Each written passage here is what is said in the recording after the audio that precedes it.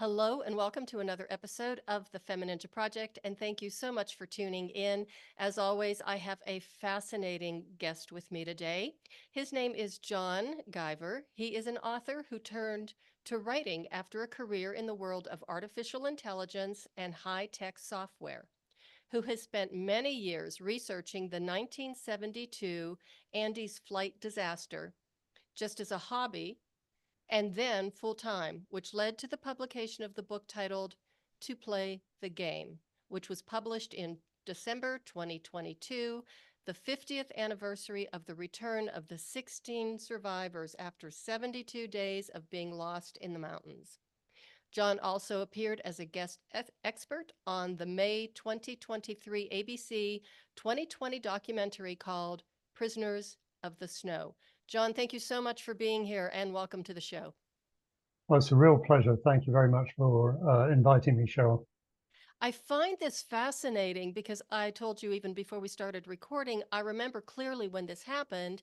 Again, though I was a young teenager with, only thoughts for myself, but I do remember hearing it and it made an incredible impression, not only on, me, but the community, and everybody was talking about it for a very long time. So how did you get interested in it to the point where you were, researching it first as a hobby and then turning it into this incredible book? Well, I remember hearing about it, but not really knowing very much about the event back at the time when it happened. And it wasn't really until the mid-'80s when I read the official account of the tragedy, which was Alive by Piers Paul Reed. And my mother-in-law actually gave me the book. She thought I'd be interested, and I certainly was. I sort of scoured the pages. I read it every night. It was by my bed, and I was just fascinated by the fact that there were so many facets to this story. There were these group of young men who had survived this incredible plane crash. Mhm. Most of them had stayed alive, and then it became a struggle to stay alive on the mountain. And so there was fascination about the society they created on the mountain, their attempts to get off the mountain. The search of the parents is another incredible aspect of this story. The mothers never gave up. They always believed their sons were alive, despite the searches being called off after 8 or 9 days. And then there was the magnificent trek to freedom, a 10-day trek across the Andes. So there were many facets that just resonated with me. So I became very acquainted with the story, but only through Piers Paul Reed's book. But one thing that I felt was missing from the book was that it talked a lot about the survivors, but there were many of the young men who were mentioned just by name only. And these were young men who either died in the accident or they died on the mountain after weeks or after months. And in a story this iconic, which will be talked about for many generations to come, it felt important that their stories should be told. So that was sort of the main thought in my mind as I got to a point where I wanted to write a book about the story. Mhm. Of course, there was a lot of stuff in between reading the book Alive and when I actually embarked on writing the story. But the seeds were sown when I read Alive. Mm-hmm. And then I know that you did, and we can get to this later, but I know that you did visit the site with one of the remaining survivors. Yes, there is an expedition that takes place every year that's run by a mountaineer actually from Colorado, a guy called Ricardo Peña, is a Mexican-American mountaineer. And he, together with another Argentinian guide, found the jacket of Eduardo Strauch, one of the survivors, in, I think it was 2006, around then. Wow. So 35 years after the event. Still had his wallet and his money in there. And so Ricardo became good friends with Eduardo, and they started putting on an annual expedition to the site. And I should say that there had probably from around year 2000 been commercial visits to the crash site. Initially, it was Argentinian guides, and they've continued doing it for the last 25 years. They run very good expeditions. There's a steady pilgrimage every summer up to the site of the accident. But what stands out about Ricardo Peña's trip is that it's geared towards English-speaking clients, and secondly, you go with Eduardo, who's one of the survivors, and so through that expedition, I got to know Eduardo, and I went actually twice, and through Eduardo, I got to know another survivor, a guy called Pedro Algorta, and I met him in Buenos Aires, and I told Pedro I was going to translate his book, even though I didn't speak a word of Spanish. But you did do it, right? He was skeptical. Yeah, I translated his book, and I think it was a very good translation. And Pedro started introducing me to others, and I had other contacts in Uruguay, which is where the rugby team, that crashed in the Andes, came from. And so I started to gradually build up many contacts to the point where around 2019, I knew, almost all the protagonists, at least on the Uruguayan side, some on the Argentinian side as well. So that's really how I sort of became embedded in the story. So I just have to ask, what were the conditions like when you're doing this expedition? Because even in the summer, I mean, that's a pretty high altitude just from my guess looking. And I know what the air is like in Colorado when we get above 12, 13,000 feet. So what was that like? Well, it's at 12,000 feet where the glacier is. I should say the glacier has massively, melted over the last 50 years. If you go in January, which is when I went, which is really the earliest time you can go, there is still snow on the glacier, but there are parts above the glacier which don't have snow. If you go in March, which is sort of mid to late summer in the southern hemisphere, then the snow's even gone from the glacier, and there's still actually a lot of artifacts being found by expeditions every year. From the plane? From the plane, yes, and the passengers, yeah. Now, how long of a trek was it to get from your starting point to the site? Well, going from the Argentinian side, you start at a town called San Rafael, or there's another town called Malargüe. And from there, you take a bus to a tiny little village called El Sosneado, and from there you take a 4x4 for a few hours to a horse post, place where cattle and goat herders live and have their horses. And from there, it's a 2-day trek on horseback up to the crash site. Of course, at the time, the survivors didn't know about this route, and it would have been all snow covered and with crevasses and so on. But probably within a couple of months of the survivors returning. This route up from the Argentinian side was pioneered, and certainly some of the survivors and their families did go up in the early years. Wow. And then it was only in 2000 that it became commercially viable to make that trek.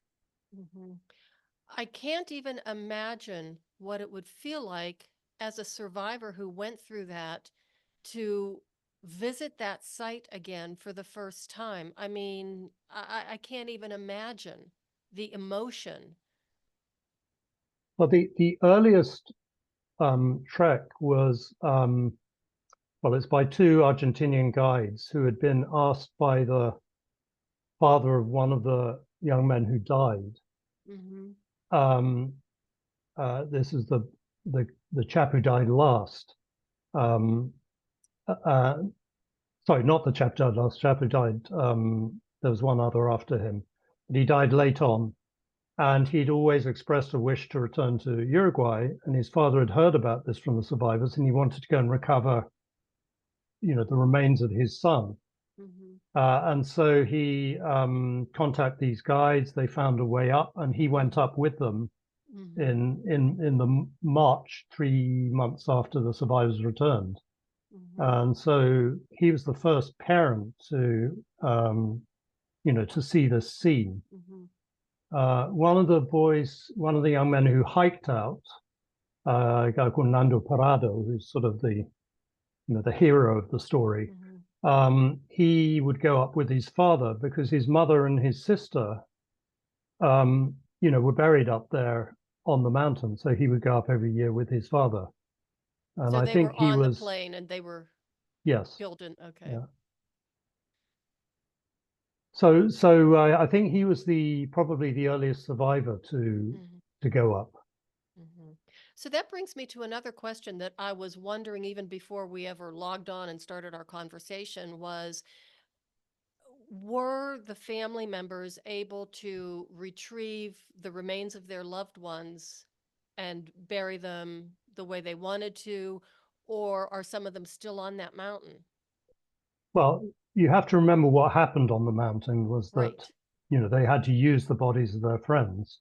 So for the most part, the remains were quite, scattered and scant. And it was, I mean, there were really three aspects to this, right?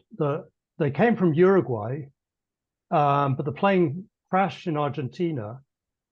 The rescue was from Chile. And the remains were not, there was just scattered remains.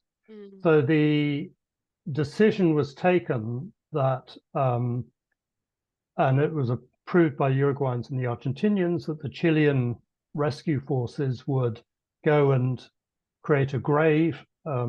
It's about a few hundred yards above the glacier, where there was a place that is relatively free from snow. It's on a ridge, and they were able to dig a grave there. And there's now, so they're all up there except this one father who took his son back.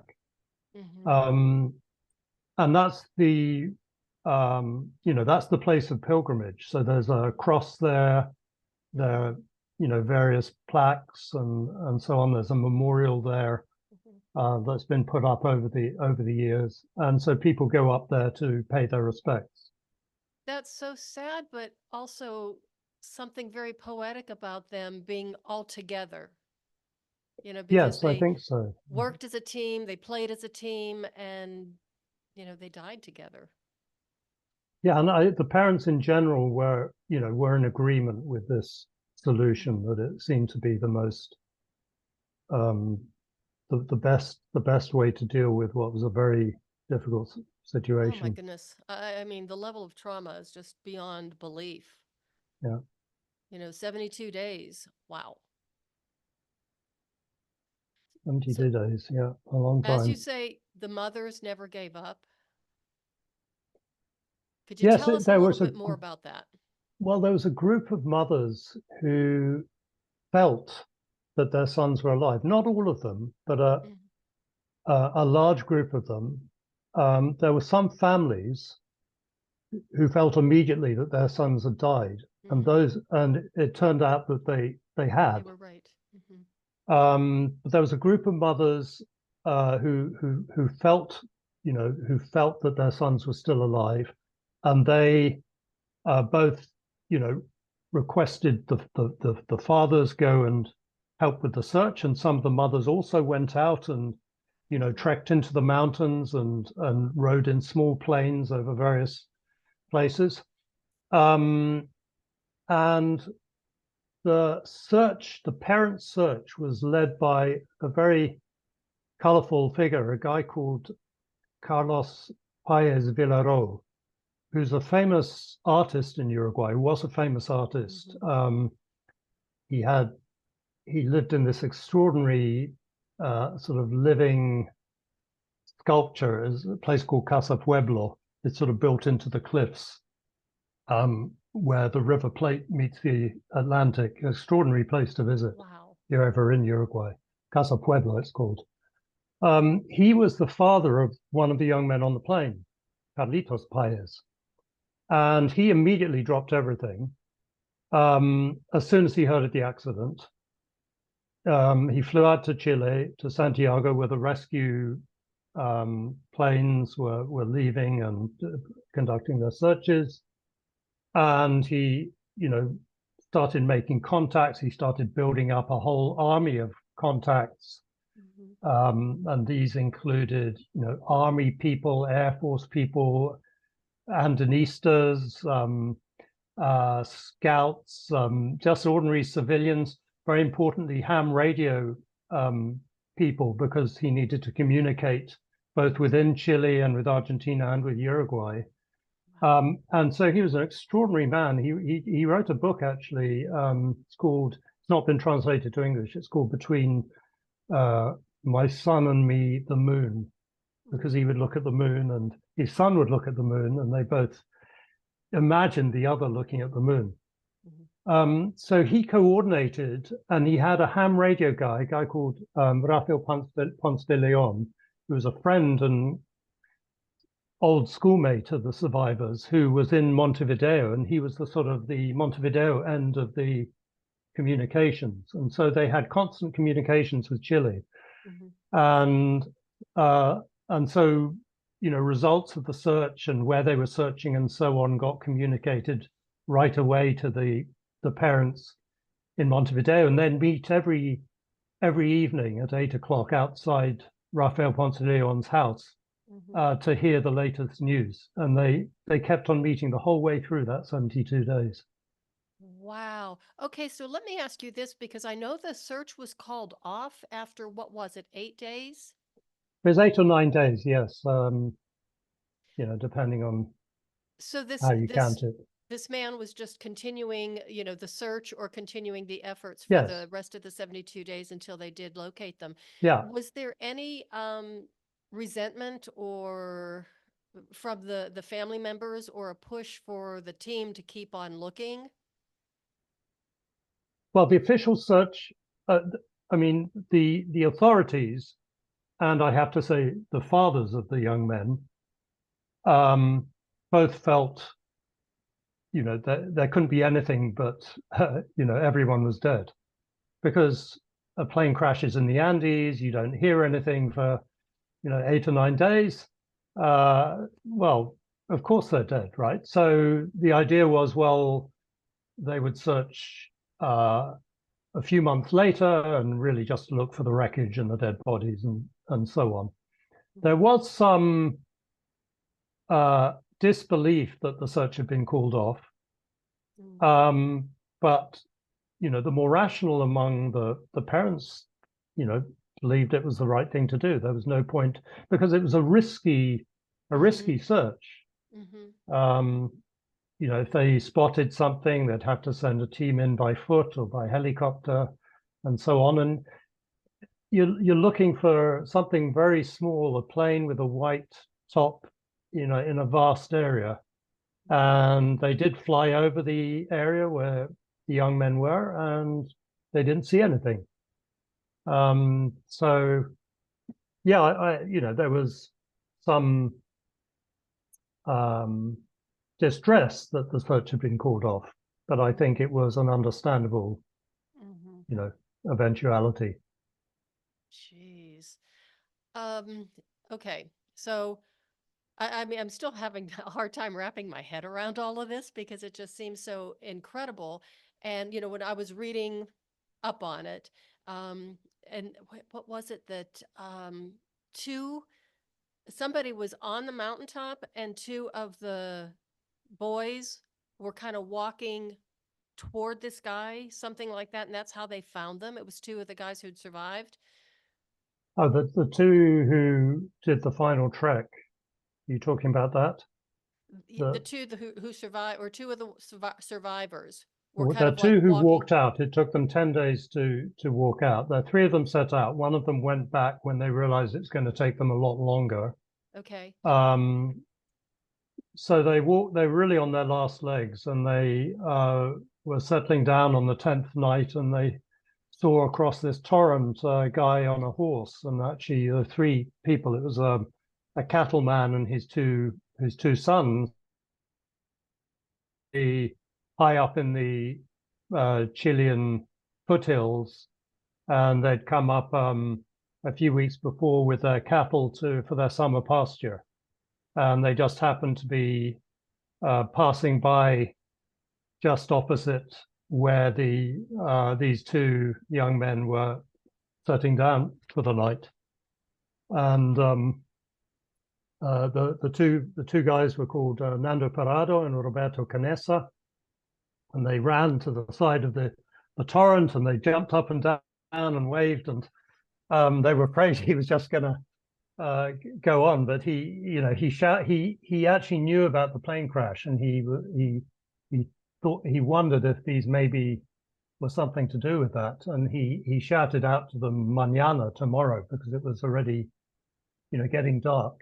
Right. And so the next day he sent someone to bring them to safety. He set off down the mountain about he had to go down by mule about 40 miles. And anyway, he alerted the authorities, and that triggered a rescue of the That had to other have been guys on a the heck of mountain. a shock for him.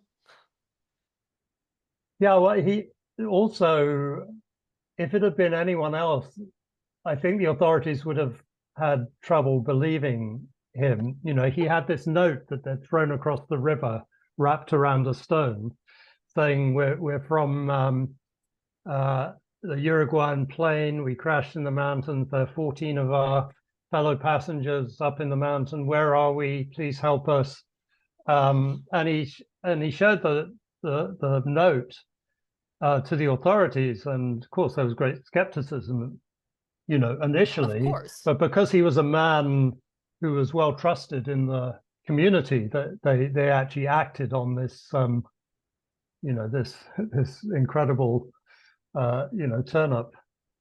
So what kind of condition were the guys in when they did reach them? Because at the end of day 72, in those incredibly horrible conditions, not only just physically, but the mental, emotional, psychological strain of what they had gone through and still going through even at the time of rescue.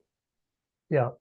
Well, there was a society formed on the mountain, and there were people who did certain tasks. So there were people who cut meat, and that was divided into two sort of groups: the ones who actually, worked with the bodies, and they were the old, three of the older ones who were cousins, who took it upon themselves to protect, the others from, that horrible task. And then there was sort of another group who, cut the meat into smaller pieces, and then there was another group who made water, and another group who looked after the fuselage or the cabin.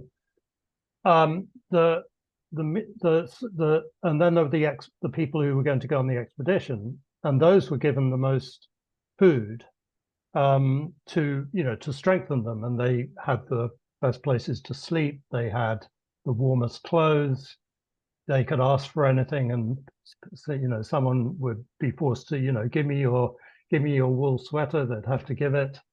So they were certainly prepared for this war. But some of the others, there were certainly a couple of the survivors who were very close, I think, to death. It had been another week or two. I think they would have succumbed. There was one guy called Koche. He's a good friend of mine. He sadly died last year. He had a long battle with cancer, but on the mountain he was one of the weakest at the end. And he said he determined he was going to die on Christmas Eve, and the rescue came on December 22nd, 23rd. It's incredible. What a story. So I'm still, like I said, I keep wrapping my head around all of this. When you met some of the survivors, I mean, this was how many years later? What is their lives like? I mean, when you come off of a situation like that or out of a situation like that, and then you're recovering to a certain degree physically, hopefully emotionally or whatever, but now you're into society, that must have been a really difficult transformation, just to go from where they were and to try and wrap their head about what happened to them and how to get back into society, pretending like, okay, now what do we do? Well, of course, they had to live their lives like all of us, right? So, they've gone through this incredible experience. And I think there's several aspects there. So one aspect is they had each other. Mm-hmm. They'd formed an incredibly close bond. Mm-hmm. And so they were able, as a group, to stick together in the weeks and months after the accident, and talk among themselves, and sort of that. Sorry, I'm getting a beep here. Are you hearing that? No. Oh, okay. That was just a beep on my computer. So they were able to to sort of come down from that experience with the help of each other.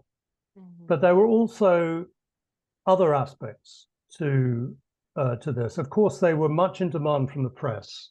Okay, there were lots of people who wanted to interview them.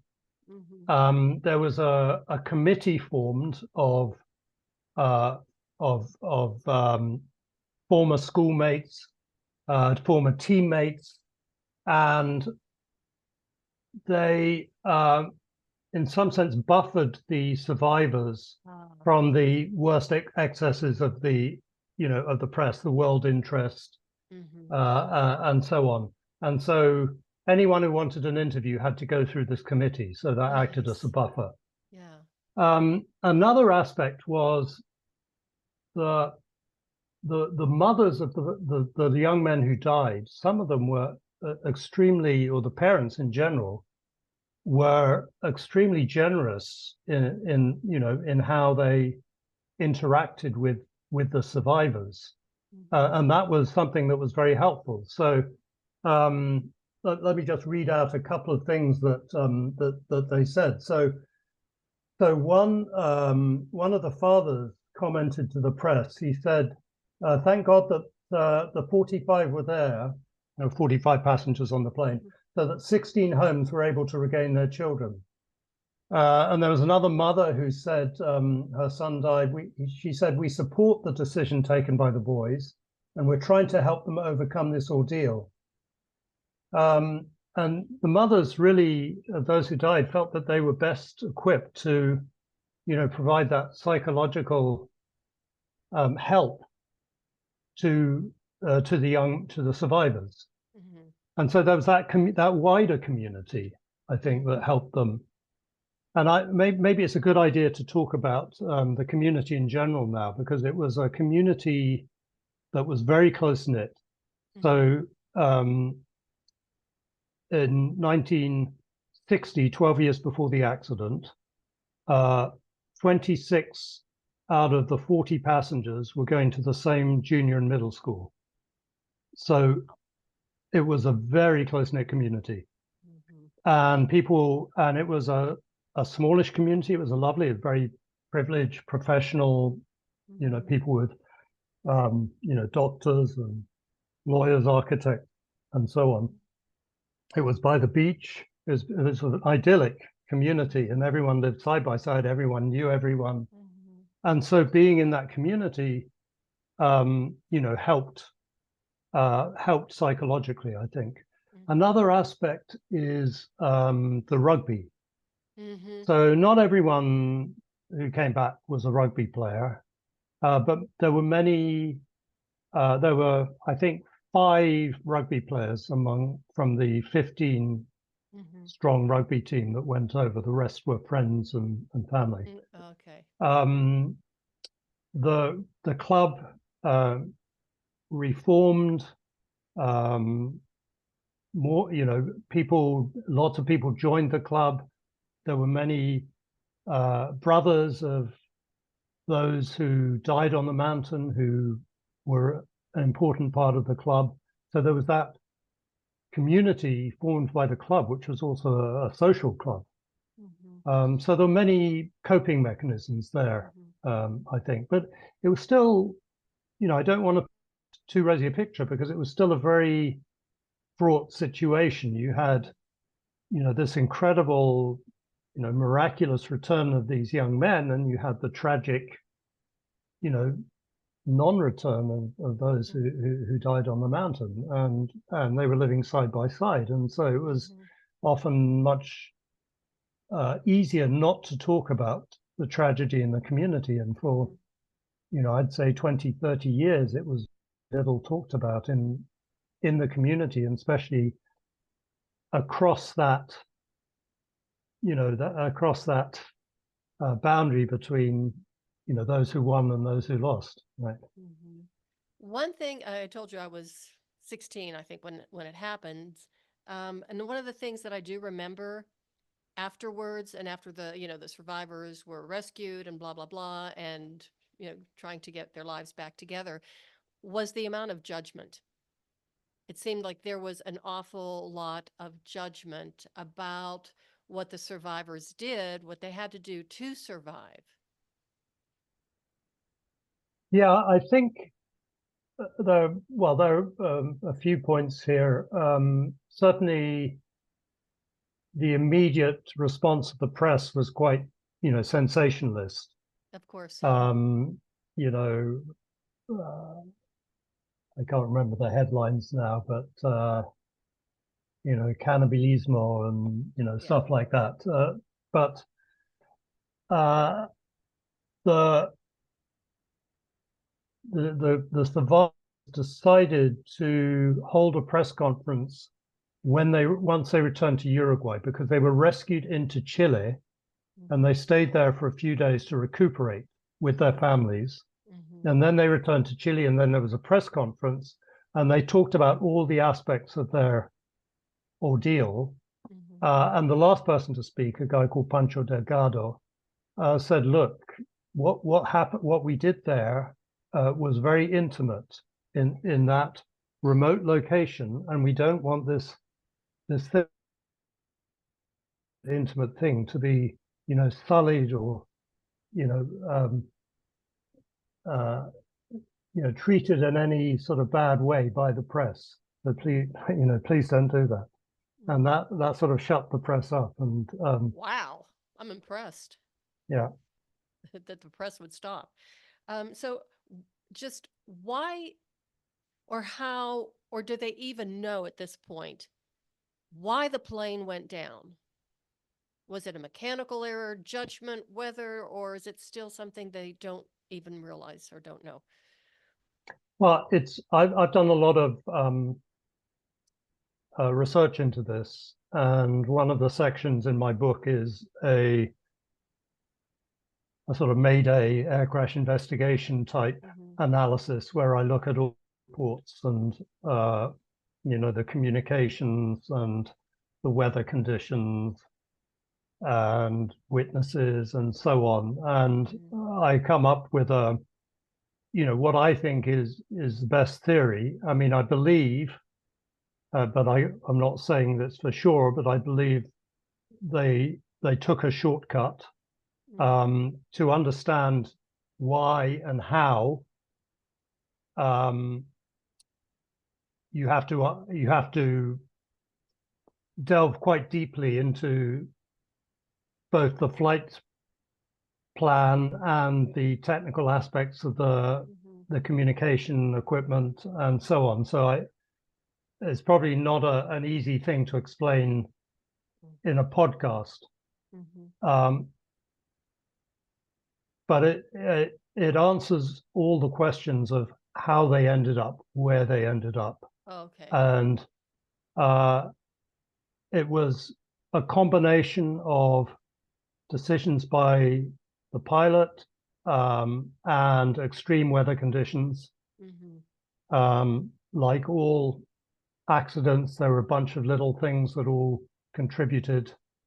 Now, this is a theory which I posit in the book.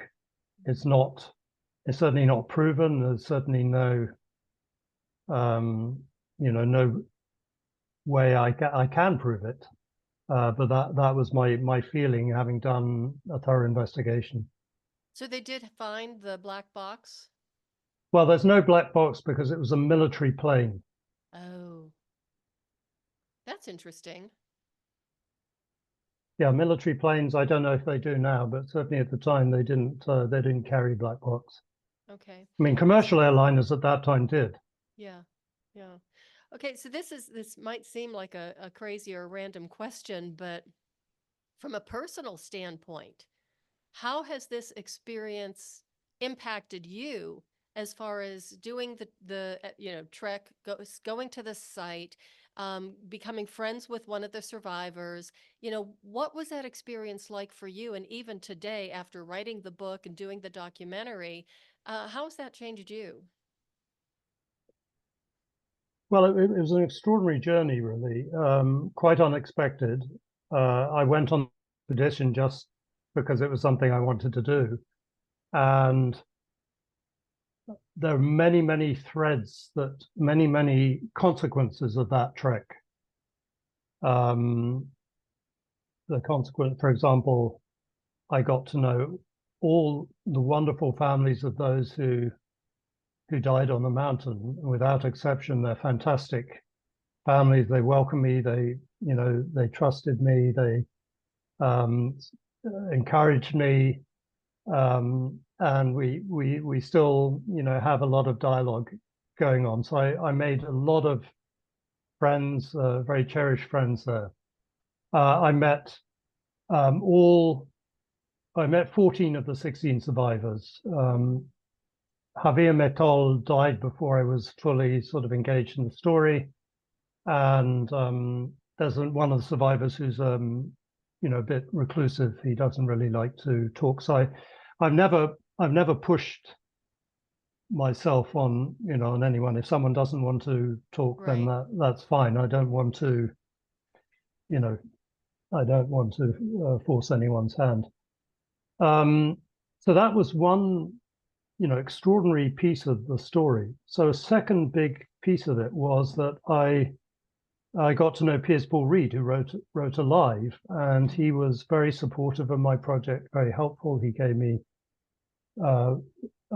special access to his archive, which was essential in writing the book. Wow. And so that was first of all a great honor, but it was he's a very nice guy and very intelligent, thoughtful guy, and it was a great pleasure to get to know him. The third thing was the whole Chilean side of the story, which is to do with the rescue, the press, the Andinistas, the Air Force, the Army, the search I got to know a Chilean journalist, a guy called Guillermo Scott, and he provided me with all the interviews he'd done with all the Chilean journalists very generously. In return, he translated and got the rights to my book in the Spanish-speaking world. So it was a nice sort of working relationship we had there. But it was a fantastic, relationship, both from friendship point of view, but also in terms of, getting the book out in Latin America, where it's, there's an order of magnitude more interest than there is in the English-speaking world, if you can imagine. I'm sure there is. So all those things came together in quite an extraordinary way, and it was like there was some hand guiding this whole thing from above, and I really felt it was a vocational work that I was doing. I wasn't doing it. I retired from my day job as an artificial intelligence researcher to become a poor author, and but I felt it was essential for the history of the tragedy to give a wider perspective, a wider context to the tragedy, and it certainly felt like it was an imperative that someone was, the universe was sort of smoothing the way to this book getting out there. Well, it certainly seemed like you had a lot of smooth little transitions along the way, and that wasn't just coincidental. Yeah, well, it certainly felt that way anyway. Yeah. So I have another question. Do you see any more books in your future, since you are now retired and you've written this book, an incredible book about that experience? Do you see any more books in your future? Well, I don't have. Certainly, I don't think. I mean, I think in terms of the Andes tragedy, my book is what I wanted to write, and that's it. And I'm not going to add more to that. I'm sure there'll be other people who'll have other stuff to add, but not me. What I have been doing, which I don't know if it will turn out to be a book or not, is going through the diaries and photos of my great-grandmother, who's an extraordinary woman, who in the late 20s and early 30s traveled by herself through West and Central Africa, and in a very matter-of-fact way, but she has these incredible diaries that I've been transcribing, and matching the many photographs with the events that she talks about, and the little villages and huts and village chiefs and village folk she comes across. And really, I'm doing it for my extended family, because I just remember my great-grandmother, and I know the next generation won't be motivated enough to organize this and make it accessible. So that's what I'm doing. Whether it's interesting enough to be published, I'm not sure yet. I'm still. I find it fascinating, and I would read it. Okay, well, that's good. So you know how to get a hold of me. You know where to find me. So if you do end up publishing that, I would love to read that. I love stuff like that, and I'm actually in the process of writing part of my family history.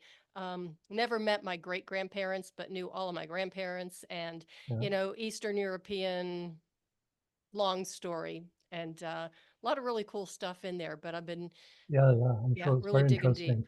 Yeah, it's very interesting, and it's like you said, it's a legacy. It's for the rest of the family. It's not that it's going to make me rich or anything. Trust me. Right. Anyway, so if there is something, it may be along those lines, but I'll wait for inspiration, I guess. If anything compelling comes along, then uh, I found my writing voice. So I know I've got it in me, but we'll see, I guess. So, John, where can people find you? How can they get a hold of you, get your book, just connect with you? Well, the one central place where there are links to the book and the books I translated. There are some context. There's a way of getting in touch with me. Uh, is at my website, which is johnguiver.org. That's JOHNGUIV for Victor ER at .org. Okay. And of course, this is in the show notes, so the listeners can go anytime and connect with you, get your book, and read a little bit more because you do have a significant amount of verbiage on the website. It's a beautiful website. Yeah. And I think Thank that you. the picture of the Andes was like, oof, oof, got a chill just looking at that. Yeah. And of course, that yes, you say there was the ABC documentary, Yes. or the 2020 documentary. That ABC or CBS? I can't It remember. was ABC. I'm pretty, yep, ABC, ABC. yeah, yeah. Hmm. So I tend to forget the not living over in the US. There was also a documentary in England. It was a three-part one. Actually, it's a very good documentary. I wasn't interviewed for that, but I was the technical advisor, and they used my book as a sort of Yeah, so I have one more thing I background. just wanted to ask because it just struck me is because you were you appeared as a guest expert. How did it feel to be a guest expert? Well, it, I mean, it was quite mellow, really. There was a production team in London, and we filmed, for 2 or 3 hours down in London, and then they went back. I didn't really hear from them for a few months, and then the documentary appeared, and professionally put together. So yeah, it was an interesting experience, because I've never done something like that before. But it was quite low key. John, thank you so much for being on the show. This has been fantastic. I mean, I love talking to you. What an incredible story. And I just have to ask you, do you have any last final words of wisdom or pearls of wisdom you want to drop on the listeners before we sign off? Well, if I think back to the forward in my book, um, actually, maybe can I just read the last paragraph Actually, before of you the read it, forward of my since book? we're Yeah. on video, you want to lift the book up so people can see Oh what it yeah. looks like if they watch on YouTube? Yeah, wow. What a It's picture. it's 571 pages. Oh my God. Got lots of pictures. Wow. Wow. Okay, so once you finally published it and it went live, did you have to take a little bit of time off just to recuperate? There wasn't really any time because I was doing promotion Mm. for it and so on. I said for my to all my readers, one of my goals for this history is to open your eyes to the human side of this famous tragedy. It's Mm. easy for outsiders to dismiss the story as something impersonal, distasteful, and distant, the one about the rugby players who ate each other. But its willing participants came from a vibrant, intelligent, and closely connected community where its winners and losers still live side by side. Their humanity and kinship is typical of the Uruguay I know, and my hope is that this book will encourage more readers to visit this fascinating and welcoming country. Mm-hmm. That's beautiful. And it's much closer for you guys in the US than it is for me in the UK. Well, I have got to tell you, just congratulations on the book. Wonderful job in the documentary, and I really am looking forward to that maybe the history of your great grandmother. So we'll keep in touch and you will let me know. Okay. Thank you very much, Cheryl. It's been a real pleasure. Yeah, you too. Thank you for being here. Everybody, thank you for listening. Oh, share this episode with everybody that you know. What an incredible story. And just to really understand what happened on that mountain that day and how those boys did survive, now grown men.